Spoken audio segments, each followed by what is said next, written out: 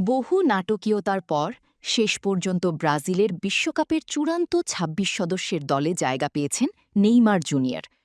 নতুন coach Carlo আনচেলত্তির ঘোষিত দলে তার নাম থাকলেও দল ঘোষণার কিছুদিনের মধ্যেই নতুন করে চটে পড়েছেন ব্রাজিলের এই তারকা ফুটবলার।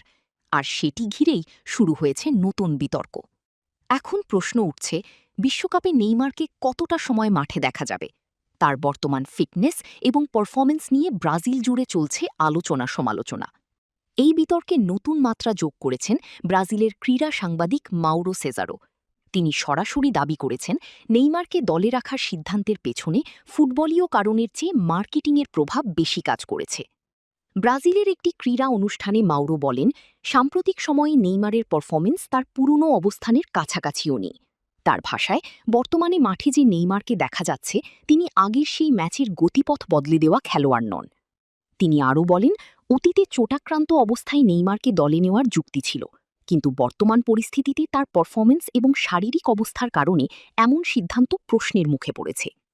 অন্যদিকে নেইমারের দলে অন্তর্ভুক্তি নিয়ে সমর্থকদের মধ্যেও মতভেদ দেখা দিয়েছে। কেউ বলছেন, ব্রাজিলের সর্বকালের সর্বোচ্চ গোলদাতাকে বিশ্বকাপের মতো মঞ্চে বাদ দেওয়া কঠিন সিদ্ধান্ত হতো। আবার অনেকে মনে করছেন, বর্তমান ফর্ম বিবেচনায় নতুনদের সুযোগ দেওয়া উচিত ছিল। উল্লেখ্য, প্রায় ৩ বছরের আন্তর্জাতিক বিরতির পর ব্রাজিল দলে ফিরেছেন নেইমার। তার চোট এবং ফিটনেস নিয়ে দীর্ঘ সময় অনিশ্চয়তা ছিল, তবে শেষ পর্যন্ত বিশ্বকাপ স্কোয়াডে জায়গা করে নেন তিনি। এখন দেখার বিষয়, সমালোচনা কি ভুল প্রমাণ করে মাঠে নিজের পুরনো রূপে ফিরতে পারেন কিনা ব্রাজিলের এই তারকা ফুটবলার।